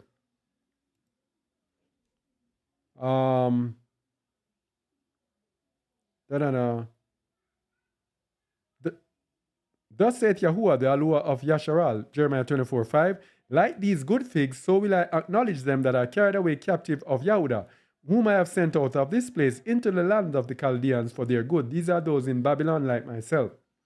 For I will set my eyes unto them for good, and I will bring them again to this land. And I will build them and not pull them down, and I will plant them and not pluck them up. But we're going to show that the house of Israel, the northern kingdom that was carried away captive before Judah, a separate treatment for them. Jeremiah 31, verses 15 to 17. Rachel's children will return to their own borders. You want to see how Rachel's children will return to their borders. Rachel's children, 15. Thus saith Yahuwah, a voice was heard in Ramah, lamentation and bitter weeping. Rachel, weeping for her children, refused to be comforted for her children because they were not. Thus saith Yahuwah, refrain thy voice from weeping, and thine eyes from tears, for thy work shall be rewarded, saith Yahuwah, and they shall come again from the land of the enemy. And there is hope in thine end, saith Yahuwah, that thy children shall come again to their own border. Remember what we were saying. Our job, our task is to go back to our own border. But who is this speaking about? Is this speaking about every single Israelite? Verse 18. I have surely heard Ephraim bemoaning himself. Is speaking about Ephraim. What we're going to show people is that the house of Judah will be in the land. The house of Judah will be in the land, along with some of the children of the house of Israel. But the house of Israel, there will be a trek that the house of Israel will make, which will be a profound one, in which they will be returning back into the land to their own border. So both of them in captivity together, but Judah is called out of Babylon. And being called out of Babylon, they have to flee out of the midst of Babylon. They have to come out of her. Ephraim now will be making a trek that they made before. They will be going back because they left, crossed the Euphrates River, And the Most High is going to allow them to do it again. So it's a similar but different return of the both houses. I have surely heard Ephraim bemoaning himself thus. So right here it's speaking about Ephraim, which is a northern kingdom. Thou hast chastised me, and I was chastised, as a bullock unaccustomed to the yoke. Turn thou me, and I will be turned, for thou art Yahuwah, or Alua. Surely after that I was turned, I repented, and after that I was instructed. I smote upon my thigh, I was ashamed, yea, even confounded, because I did bear the reproach of my youth. Is Ephraim my dear son? Is he a pleasant child? For since I spake against him, I do earnestly remember him still.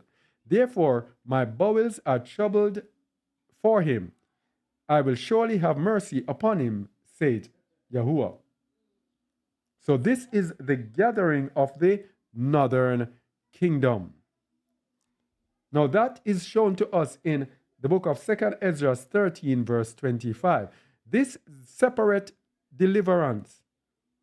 Because what we are saying is that we being the house of Judah, we have to find ourselves in the land.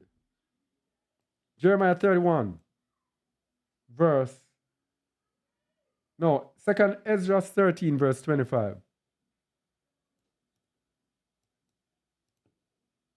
2 Ezra 13 verse 25, we're going to see the disparity. All right. So this is speaking about the Messiah. Let's start at 33. Now let's start at 25 and 26, then we go to 39. This is the meaning of the vision.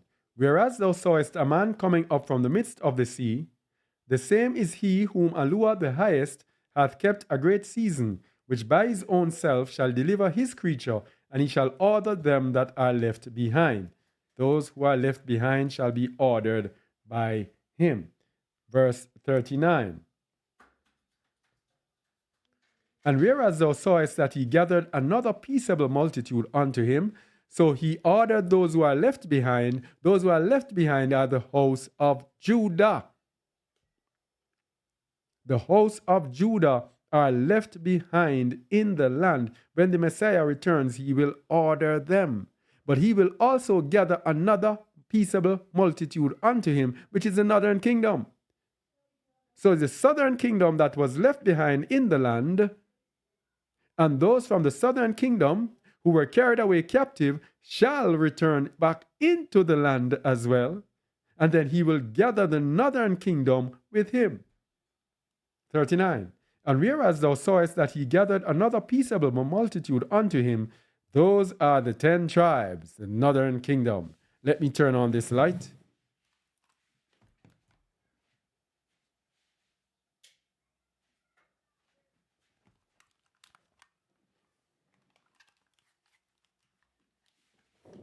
Those are the 10 tribes which were carried away prisoners out of their own land in the time of Hosea, the king, whom Salmanasseh, the king of Assyria, led away captive, and he carried them over the waters, and so came they into another land.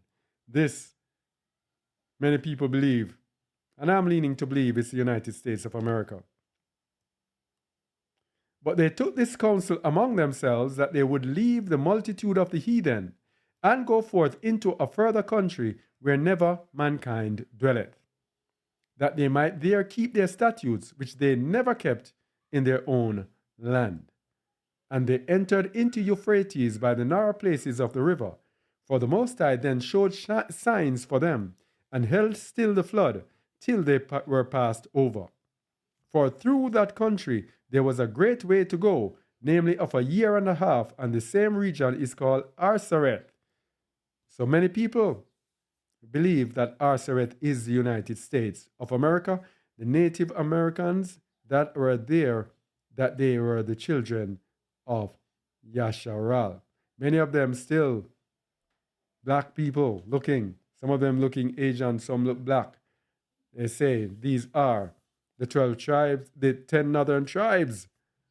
All right? So Judah remained in the land. But this is what happened to the 10 northern tribes.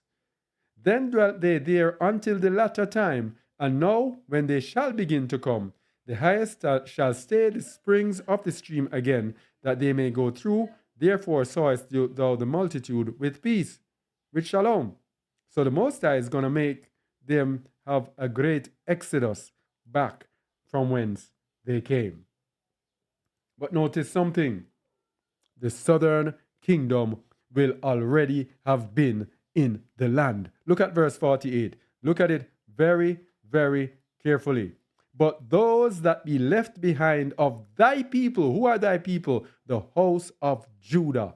Those that be left behind of thy people are they that are found within my borders.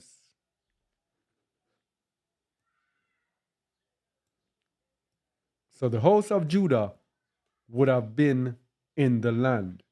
We, as a house of Judah, we are called to return to the land.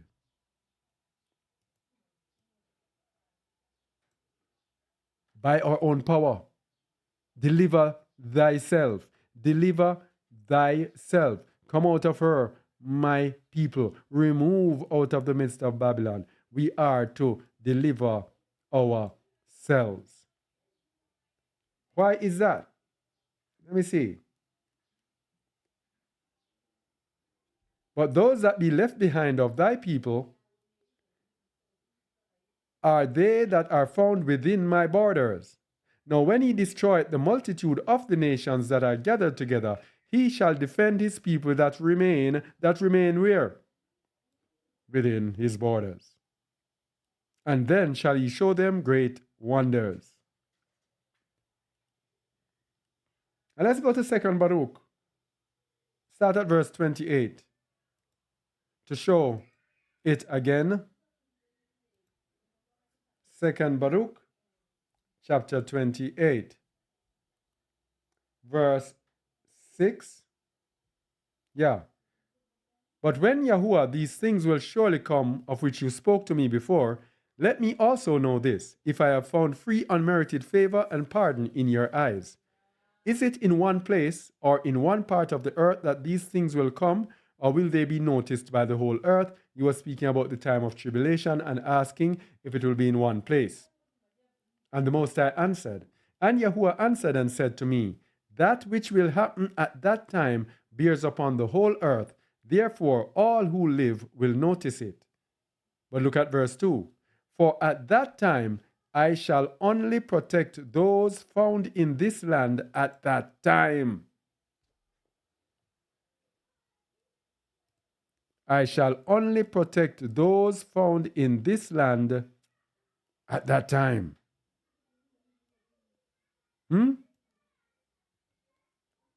Hey.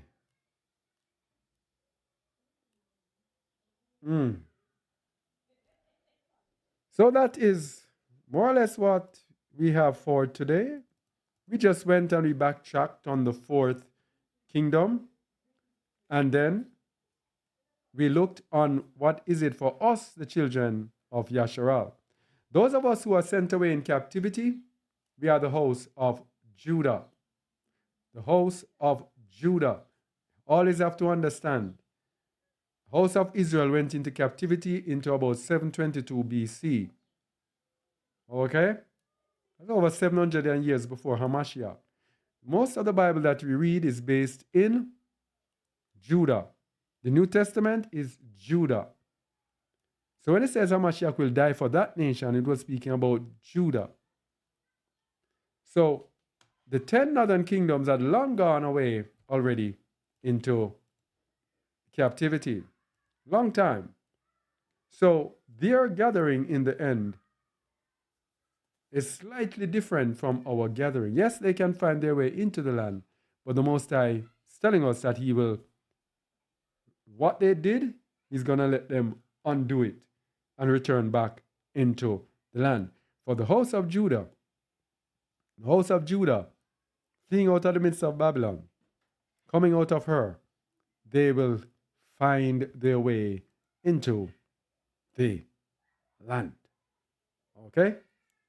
All right, so let's see if there are any questions.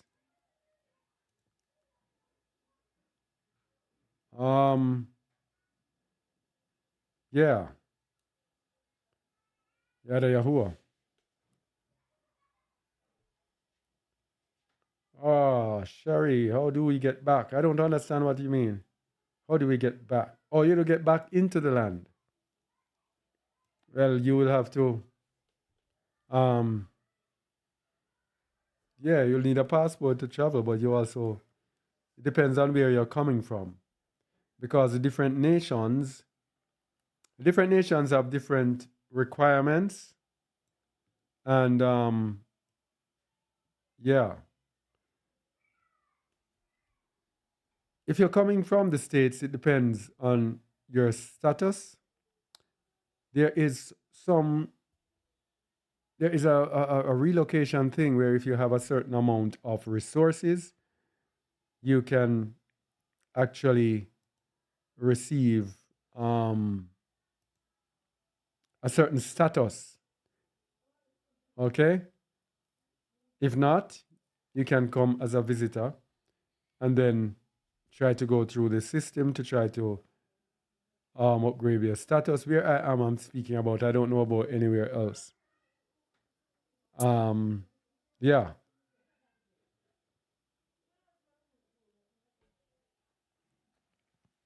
So yeah, that is it. House of Judah must return to the land. Yeah, there's a song that we had. Can I find that song? I wonder if I can find that song. Yeah. There's a song that our sister did. Judah go home. Time to return to the land of your fathers. Judah has to return. I don't know how the Most High is going to get the northern kingdom there, but I don't know how he's going to get them there. But I know Judah, go home. Go home to the land of your fathers. Okay?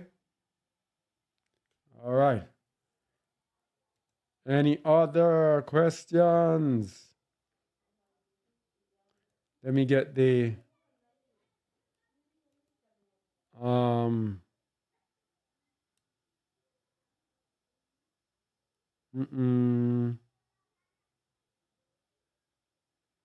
wow. Sorry about that. Man, these people.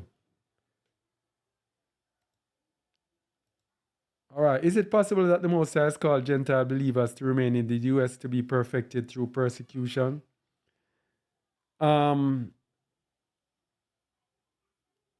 I don't know, but here's what I lean on with that when it comes to Gentiles. Isaiah 14 verse 1. For Yahuwah will have mercy on Jacob and will yet choose Yasharal and set them in their own land, and the strangers shall be joined with them, and they shall cleave to the house of Jacob. That word cleave, let me look at it if I can see it in the Thea or the BB. They shall cleave.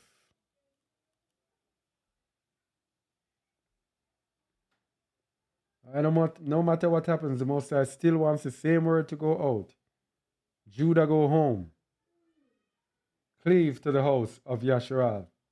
That word cleave there means to join, attach to, join together, attach to. Ah.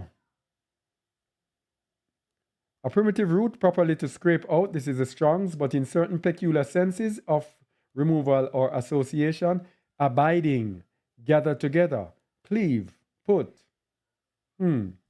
So it appears to me to be saying that they shall be together. And the people, Isaiah 14:2, and the people shall take them and bring them to their place, and the house of Yasharal shall possess them in the land of Yahuwah.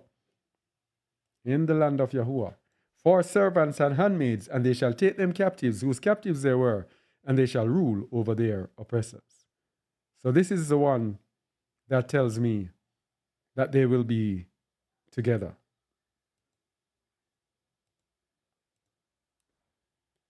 Okay.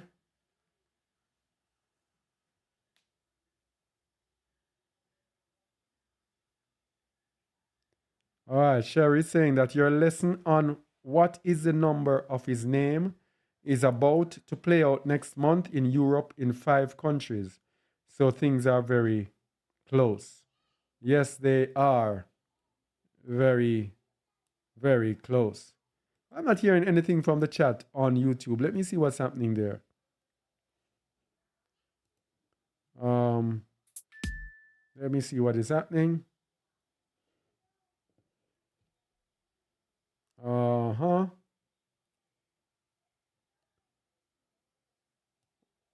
Oh, something is happening with YouTube.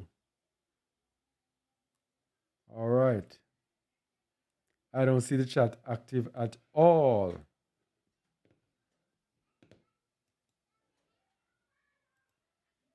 All right, let me see. Zoom. YouTube was disconnected. Oh, I see why. Let me see if I did not. Ah, good thing that I recorded it. All praises to the Most High. Whoa.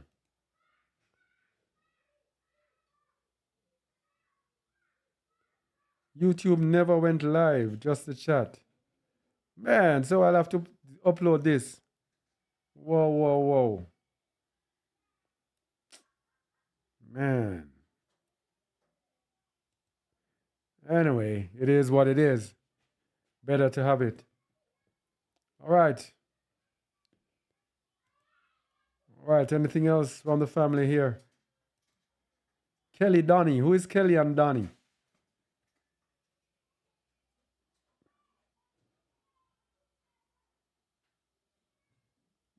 Ah, who's Kelly and Donnie?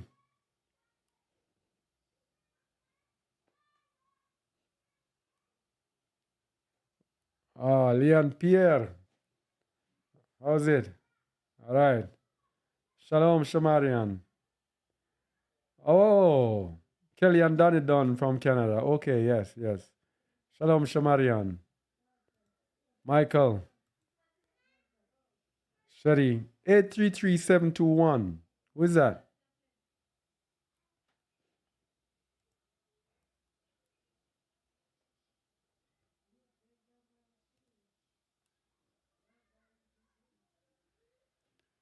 Uh-huh. Shalom, Etana. And Allison, all right, I got to get out of here unless there's something else because I'll have to get this uploaded to YouTube right now. All right, shalom, shalom. All right, so Shabbat shalom to you all. And yeah. Yeah, Shabbat shalom to you all. I know my Shabbat is over, but yours is just in the middle of it. All right, so got to upload this. I wish someone had told me that the YouTube was disconnected. Then that would have saved me so much problems. All right. All right. So shalom, shalom, shalom, shalom.